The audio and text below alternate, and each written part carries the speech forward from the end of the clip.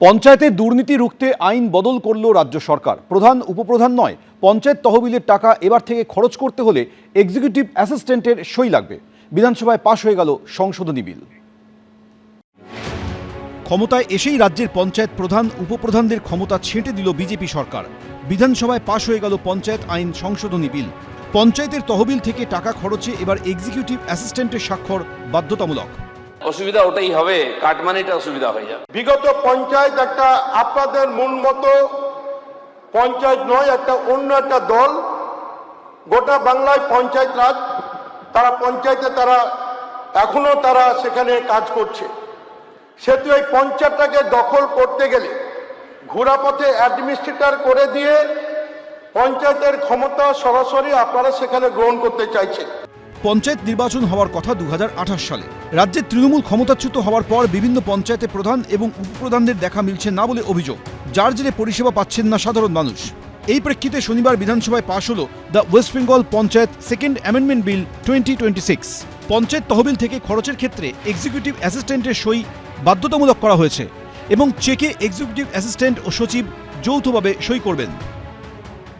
একটা স্লোগান বাংলার পঞ্চায়েতে খুব পপুলার, উপরে ভগবান আর নিচে প্রধান। এই প্রধানের জন্য যারা কান্নাকাটি করছেন না, তাদের কিছু বিশেষ ব্যাপার আছে। বিডিও এসডিও ডিএম সই করলে দোষ হয় না, আর যদি সেক্রেটারি আর অ্যাসিস্ট্যান্টের হাতে আমরা ক্ষমতা দিয়ে দিই চেকের, কি অসুবিধা হয়ে যাবে? অসুবিধা ওটাই হবে, কাটমানিটা অসুবিধা হয়ে যাবে। বিলে বলা হয়েছে, কোনো গ্রাম পঞ্চায়েতে প্রধান এবং উপপ্রধান যদি 15 দিনের বেশি অনুপস্থিত থাকেন এবং নির্বাচিত সদস্যদের কেউ দায়িত্ব নিতে রাজি না হন, তবে নির্ধারিত কর্তৃপক্ষ একজন এক্সটেনশন অফিসার বা তার ঊর্ধ্বতন পদমর্যাদার আধিকারিককে সর্বোচ্চ 30 দিনের জন্য প্রশাসক হিসেবে নিয়োগ করতে পারবেন। ওই সময় গ্রাম পঞ্চায়েতের সমস্ত ক্ষমতা ও দায়িত্ব প্রশাসকই পালন করবেন। প্রধান ও উপপ্রধানের অনুপস্থিতিতে টানা 2 মাস গ্রাম পঞ্চায়েতের বৈঠক না হলে সংশ্লিষ্ট বিডিওর অনুমতি নিয়ে পঞ্চায়েতের সচিব বৈঠক ডাকতে পারবেন। বৈঠকে এক্সটেনশন অফিসার এবং এক্সিকিউটিভ অ্যাসিস্ট্যান্ট পর্যবেক্ষক হিসেবে উপস্থিত থাকবেন। এছাড়া গ্রাম সভার সভাপতিত্বের ক্ষেত্রেও সংশোধনের প্রস্তাব আনা হয়েছে। প্রধান, উপপ্রধান বা নির্বাচিত প্রতিনিধিরা অনুপস্থিত থাকলে প্রশাসক উপস্থিত সদস্যদের মধ্যে জ্যেষ্ঠ সদস্যকে সভার সভাপতিত্বের জন্য মনোনীত করতে পারবেন। পঞ্চায়েত আইন সংশোধনী বিল নিয়ে সরকারের সমালোচনায় সরব হয়েছে কালীঘাট তৃণমূল।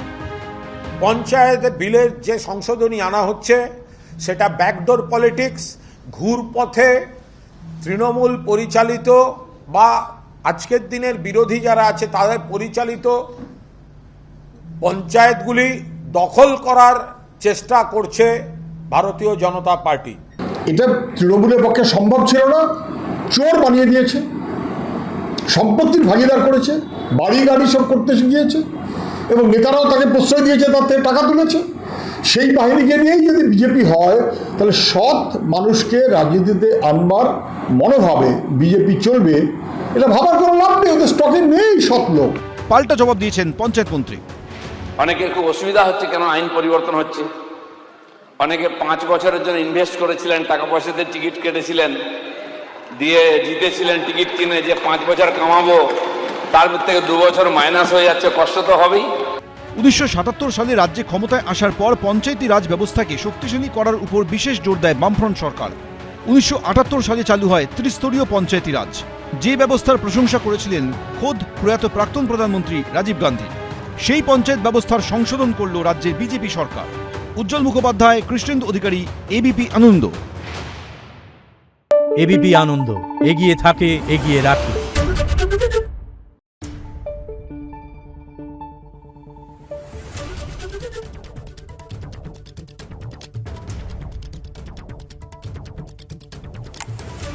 Thank you.